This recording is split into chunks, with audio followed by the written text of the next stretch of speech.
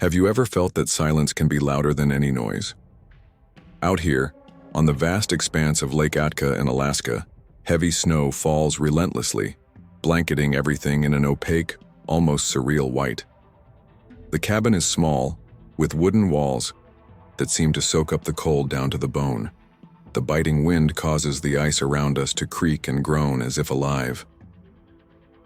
Every step in the snow echoes like a distant heartbeat, a dull thump in the quiet as I focus on the flickering flame of the stove, the only sound not swallowed by the crushing silence. The scent of burning wood mingles with the sharp chill that seeps into my skin, leaving my hands numb. Here it feels like everything is frozen: time, breath, thoughts. And even in this stillness, I can't shake the feeling that something's watching us, hiding in the endless white, waiting for the right moment to reveal itself. My name is Daniel. I'm 40 years old, an engineer, and I came here to escape the routine, the noise of the world, maybe even the ghosts I've carried with me for years. I'm a broad-shouldered man, with pale skin from the cold, intense but weary eyes. My face bears the marks of the past, invisible scars only I know. In my coat pocket I keep a crumpled photo of my wife, whom I lost years ago, a keepsake I cling to like an anchor. I'm out here, isolated, searching for some quiet that might heal or break what still survives inside me. My daughter Sarah is 12. She's shy with tousled brown hair, always watching everything with anxious eyes. She doesn't quite understand why we're so far from everything, but she feels the heavy atmosphere, like a silent shadow hanging in the air. Inside, she wrestles with a fear she can't explain, a childhood marked by hard moments. She plays in the snow, but sometimes her face shifts, a flicker of unease crossing her features. I think she feels it too. A fragile connection, shared kind of fear that unites us here in this frozen cabin. On the first night, while the wind howled outside, a sound that seemed to scream through the gaps in the wood, I heard something different. Maybe it was just my mind playing tricks on me or the weight of absolute silence, but I swear I heard a crack coming from the ice beyond the cabin, like a sharp laugh or a deep fissure splitting open on the lake's surface. I sat in my seat listening, captivated and uneasy, heart pounding. The snow outside felt eerily still, as if holding something invisible underneath. Maybe it's just the wind, I told myself, trying to quiet my racing mind. But immediately afterward, I noticed my hands trembled more than usual, sweat blending with the cold, forming a sticky layer on my skin. Sarah woke up too, frightened, saying she heard whispers coming from the snow. She pointed to a tiny footprint, barely visible, covered by a thin layer of ice. Something seemed to be walking around the cabin, but as if caught in a fantasy. These signs were so subtle they could be illusions. But a chilling question haunted me. Are we truly alone here? Or is the silence hiding something, someone, or something? As the days went on, that feeling of unease only grew stronger. At night, the silence became even more oppressive, like the very air was charged with an unseen presence. I stayed, alert for any sound. The faint crackle of the ice shifting, the wood creaking in a strange way as if deforming under some unknown force.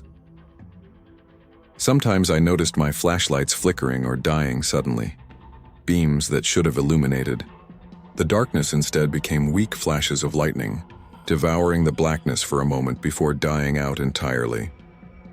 The most terrifying were the markings in the snow, tiny footprints near the cabin's door that vanished under the relentless snowfall. And just when I thought I had understood their pattern, they changed direction, reversing course, as if something or someone was playing hide and seek. On the radio, the transmission turned into a barely intelligible noise, alternating between whispers and complete static. My cell phone had no signal. Communication with the outside world was an island of silence. Every confirmation that we're alone only intensified my sense of vulnerability and the growing doubt. Are we being watched all along? Then, on On a night that felt darker than all the others, something changed. The furious snowstorm intensified, blind, relentless, blocking any hope of escape. The weight of the silence suddenly shattered with a gut-wrenching sound. The ice around the lake began to creak and crack with terrifying force, splitting and shattering violently. In an instant, from the shadows I had once seen reflected, in the snow a figure emerged on the ice, a distorted, warped silhouette moving slowly as if made of darkness and melting ice. The sensation of invisible eyes fixed on me seemed to pierce straight into my soul. Sarah, cradled in my arms, started crying and whispering that she saw something dancing in the snow. Her eyes were wide open, distant, as if she was gazing beyond what any human should see. The ice split with a deafening roar, giant holes opening in the lake's surface. A cruel doubt took hold. Was this a presence? A manifestation of fear? Or was my mind just tricking me in the loneliness? That feeling, that something's just beyond reach, unseen but present, became the only reality. The silence, once oppressive, now felt like a weight overloaded with unseen eyes. The moment I felt the ice give way beneath my feet, an ancient, primal terror consumed me. The snow split open, swallowing everything in its endless white void, while the figure on the ice, or what remained of it, began to dissolve slowly, like a shadow melting into the light. I held Sarah tightly, trying to run, but my legs sank deep into the snow up to my waist. The last thing I saw before everything went black was a colossal shadow rising behind me, a presence that seemed older than the ice itself. And its eyes, if you could even call them that, seemed to devour everything around.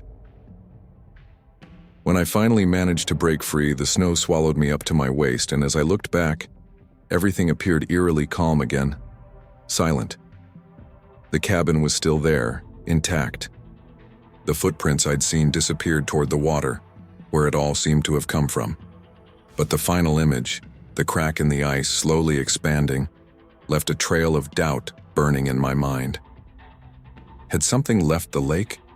Was that an entity, or simply a manifestation of our deepest fears fed by solitude?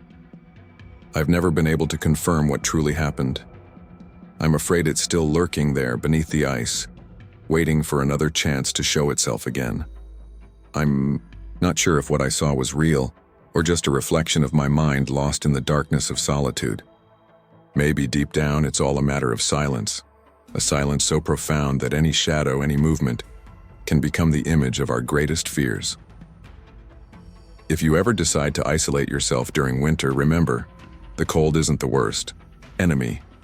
It's the insidious silence, the invisible shadows dancing in the snow, and what we hear when we believe we're completely alone. And maybe, just maybe, there's something out there in that endless white expanse that prefers to stay hidden, waiting for the next night to reveal itself in absolute quiet, where the ice hides secrets even time can't freeze. I never thought I'd find myself walking alone along the Jotunheimen Trail, with Norway's cold slicing into my skin and heavy snow cloaking everything in a curtain of deadly silence. Outside, the wind howled, carving through the thick fog, rising from twisted trees, while every step on the packed snow sounded distant, almost welcoming, blending into the endless landscape. The faint, diffuse light seemed to dissolve into the shadows, plunging everything into darkness. The air was thick with the smell of melting ice and rotten wood filling my lungs, as if the cold itself was draining our hope. And despite all my caution, I could sense something there in the snow, in the darkness, and waiting, invisible, silent, ready to swallow us whole. I'm Eric, 35 years old. My face bears the marks of cold and fear, with eyes that seem to search beyond the horizon. My friend Lars is 40, with a thick beard and sharp eyes always focused on the next step. We're both mountain lovers, bonded by that passion and haunted by scars that never fully healed. Our goal was to reach the summit of Galdhøpiggen, a dangerous, forgotten trail filled with ancient stories and unspoken trauma. We took refuge in the cabin during a stormy night, a heavy atmosphere pressing down on us as if the mountain itself was watching. Every step, every breath, heightened our vulnerability. The unseen ice beneath our feet, the rotten wood creaking, the sounds of invisible footsteps, the silence waiting for its moment. On the second night, as the storm raged fiercely, a clear crack sounded from the depths of the valley like ice breaking apart. A heavy sensation weighed down on me as if something was moving silently in the darkness beyond our sight. For a few moments, I thought I saw a shadow flicker at the edge of the woods. Liminal and vague, a whisper of a shape. Was it just the wind's play or something real? Lars, returning from outside, muttered that he heard footsteps in the snow always around us, stalking us but never truly getting close. The doubt only deepened. Are we being watched by something we can't understand? Something that sleeps, deep in the mountain, hidden in the snow? In the days that followed, the weather worsened. The storm felt like a living presence, trapping us inside the cabin with a relentless, silent violence. Strange sounds arose, the incessant creaking of the ice, the sound of invisible footsteps circling us through the night. Tiny, mysterious footprints appeared and vanished in the snow, like invisible fingers marking our presence only to disappear into the darkness. Our GPS failed, the radio emitted only static, and every morning fogged-up window trails and tracks would appear and vanish with the wind. Lars's behavior became increasingly unstable. Trembling hands, muffled whispers, vacant eyes. We felt the presence of something or someone studying us, growing harder to ignore with each passing hour. Doubt morphed into palpable fear. Are we truly lost out here? Or are we just pieces in a larger game that's beyond us? That night, the silence was shattered by a sound that pierced straight to my core. The ice surrounding us began to crack with primal force. A series of pops, each louder and more deafening than the last, seemed to reverberate through the very mountain itself. Outside, heavy snow fell silently, but the noise inside the cabin felt alive, as if the ice was splitting from the inside out, tearing apart in a violence that defied nature.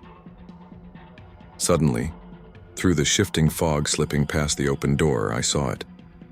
Not just a shadow, but a figure, distorted, deformed, a nightmare made of ice and darkness, moving slowly through the gloom. Its outline was hazy, an unsettling blend of human shapes and something older, something that seemed to belong to a forgotten era. Its eyes, if you could even call them that, were hollow black pits reflecting the faintest light, unmoving and void of life, staring straight into me. A sharp cold seized my spine like icy needles piercing deep. My heart hammered in my chest as my body trembled uncontrollably. The lantern's flickering light cast shadows that writhed on the walls, while the cracking of the ice mixed with the faint whisper of that figure's breathless whispering. That sound, if you could call it that, was a haunting mixture of ancient moans, the sibilant wind, and an indecipherable voice echoing in my mind, a jumbled mix of buried memories and primal fear. I sat there frozen as the figure slowly advanced, as if it was rising from the very ice, from the void itself. It was as if the mountain, its forgotten history and frozen secrets, was manifesting right before my eyes, revealing what no one should ever see or hear. And in that moment I realized the ultimate truth. That terror, no matter how old or dark, still dwells within the heart of the ice, waiting for fear to set it free. In an instant, everything shattered. The ice beneath my feet suddenly gave way, violently splitting apart, swallowing part of the cabin and leaving me teetering on the edge of the abyss. The figure, shrouded in ice and darkness, seeming both a supernatural entity and a shadow from my own mind, began to dissolve slowly into the surrounding fog. A massive crack opened in the ice's surface, widening quietly, like an invisible mouth ready to devour everything. Lars was beside me, nearly being pulled by the force of the growing fractures as the icy snow began to swallow me up to my knees. I screamed, But my voice was silenced by the weight of the mountain, a final suffocating silence reigning, and silence that felt deeper and older than any fear could withstand. The last images I saw were of a colossal shadow at the edge of the frozen lake, slowly retreating into the fog, as if returning to the mountain's eternal silence. Lars's breathing grew ragged and shallow, and a heavy sense overtook me that this was more than just a hallucination born from fear. Perhaps it was the reflection of some buried secret beneath the cold, a presence that was never meant to be awakened. Amid the chaos, one last fissure opened, swallowing the ice, and maybe everything around it, into the unknown. Then, everything went silent. Absolutely silent. As if the mountain, the snow, and the ice had finally absorbed what little remained of us, leaving only the endless white expanse, silent, eternal, unforgiving. I never thought I'd walk alone in the Black Forest in Germany, cold slicing right through my bones, snow covering everything like a blanket of deathly silence. The night was dark, still, and the wind howled through the trees as if it wanted to tear them apart. Every step in the snow crunched heavily, muted, almost like a whisper in the frozen vastness. Distant echoes of howling wolves, the invisible footsteps circling me. Everything felt like a memory I'd never wanted to recall. Out here in this loneliness, who or what was truly watching me? My name is Thomas. I'm 50 years old. Having spent a life working in the woods, surviving against the elements. But now that solitude weighs heavier than hunger or thirst, I carry scars that time and loss have left. Invisible marks only, I see. My face, once calm and composed, now shows signs of fatigue, eyes vigilant, searching every shadow, every strange sound. I'm here because I took a job as a forest guard in Germany's most silent woodland, aware of the dangers but indifferent. After all, solitude is part of the package, and I wanted to forget everything. On the first night, something strange shattered the silence. I heard long howls, distant yet disturbingly directed, echoing through the trees. The wind carried a sound that felt like a haunting mix of mournful wails and faint footsteps in the snow, though my eyes saw nothing. At dawn, I found symbols, carved into the trees, rough, jagged scratches and lines that looked like primitive drawings, and somehow they seemed to be watching me. Each mark was amplified by the snow, as if the forest itself were staring back at me, silent and patient. The nearby village, my only connection to the outside world, looked abandoned, frozen in winter's grip, lifeless and empty. In the days that followed, things only grew more bizarre. At night, unnatural sounds became routine, long, twisted laughter in the distance, faint footsteps always circling around the camp, yet never revealing themselves. The markings on the trees shifted appearance, sometimes vanishing, other times multiplying, as if the forest itself was playing tricks on my mind. My heart raced, and the growing suspicion that everything was an illusion, or a trap, consumed me. Distant, flickering lights at the edge of visibility stirred a deep, primal fear.